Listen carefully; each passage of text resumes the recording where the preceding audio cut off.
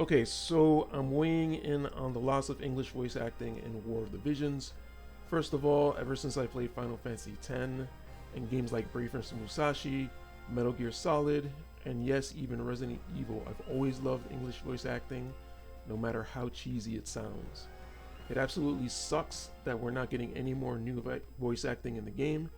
The voice acting greatly helped me make a connection to the game and the characters, especially the games that I mentioned before. Uh, Voice acting was what made me stick to the game over some of the other gacha games when I started playing this game. Um, every day I would do the clear a story quest mission just to listen and find out what happens next, and that's what really started to hook me into the game. The day they added voices for the MR units was one of the best updates I remember getting. I'm not sure how it's gonna feel to have a new character and not have a real voice connection to who that character is. I'm thinking back to how many characters I liked and wanted to pull for slash build, in a great part thanks to their voice acting.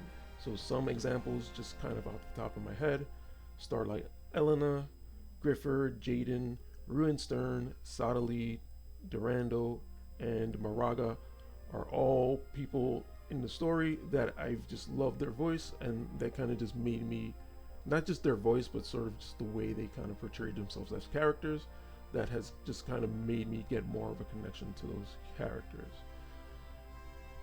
Also, I'll never forget the Oscar worthy performance, at least what I thought was Oscar worthy, when Vadim and Surges had their confrontation during the rebellion part of the story. I thought Vadim's voice actor did an amazing job. Fight me on that if you want to. Okay, so I think I'm probably gonna be okay without the in-battle voices. Like those, to me, we've already had a lot of Japanese voices and a lot of silent characters, so it's fine. But I can't really imagine being motivated to read through chapters of the story without being able to sit back and listen while watching those cutscenes. And I really love those cutscenes. Even if they're like cheesily animated, I just love the way they do them. So you better believe I will never, ever read through any more another story chapters, since they tend to feel 10 times longer than the normal ones. Okay, so all that being said, I may be upset that this is happening, but by no means do I see it as a sign of end of service. I'm seeing it more as a decision by or caused by Big Daddy Square Enix. So it might not be directly them saying to cut out voice acting, but they might have said, hey, I see your budget's a little high here on the voice acting, so maybe that would be definitely a good thing to cut out. So as most of us know, they have lost millions of dollars in canceled games, and I imagine they are looking for where to cut costs. The reason I believe this even further is that no newer Veritas units will be voiced in English. This was a decision made by the game devs because the game was doing poorly. They would have at least finished those voices a little more neatly, and I'm pretty sure the story is not being cut out at like a defining part. It's just being cut out at whatever the next one is. So I feel like that would have been done a little bit more neatly if it was a decision by the game developers. And honestly, too, another indirect decision reason is because of Sony. Not only did they botch the PS5 launch due to there being very little effort put in about the scalpers, but also for buying exclusivity of Final Fantasy VII Rebirth. I 100% see that as the reason Rebirth did poorly. As much as we got a free copy of Integrate for getting a PS5, quote unquote free, I still see that as a $500 DLC slash $500 sequel. The games, I feel like the games would have done fine had they been released on PS4. And I'm gonna be honest, I've seen some footage of Final Fantasy VII Rebirth, and part of the draw of the PS5 is that it has the SSD, and we've seen the games like Ratchet and Clank where they kind of can load in an entire level without having to load But in Rebirth, I'm still seeing things like walking slowly between two pieces of whatever to give the game enough time to load.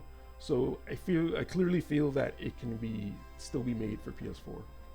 That's just my opinion. And lastly, another thing impacting Square's bottom line is that the value of the Japanese yen has been tanking.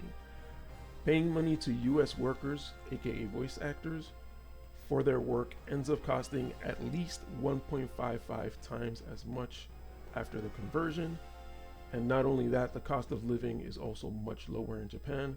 So I'm guessing that brings the value of paying American workers much higher than that 1.5 times conversion rate of yen to USD.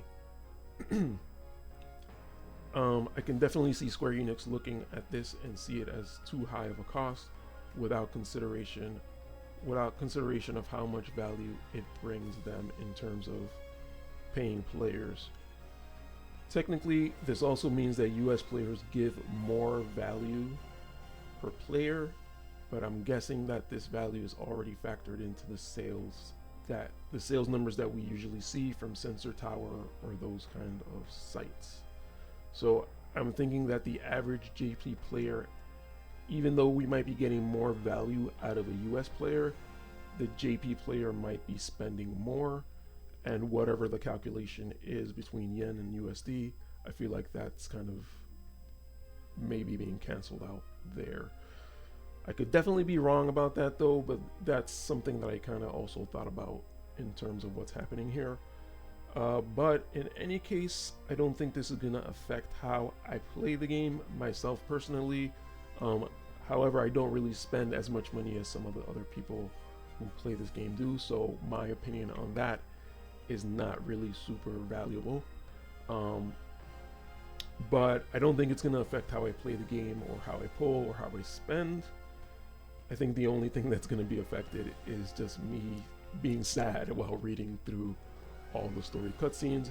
But I was catching up on the another story stuff from today, and honestly, I started like clicking just so the text appears faster, and I kind of felt like maybe I could actually just read faster if I just read it. So even thinking back to the games that I mentioned before, part of the reason why I love them so much is like after playing a game like Xenogears, where it's just like 70 hours worth of dialogue, it's really nice to see a game like Final Fantasy X, and it's just like a fun, relaxing game with a fun story and great characters. So, but now compared to when I was a teenager or whenever that was, I am a much better reader and I can read faster, and like I don't mind reading as much, so that's not as much of a factor. Anyway, in summary, yes, I did read all that from a write-up that I did.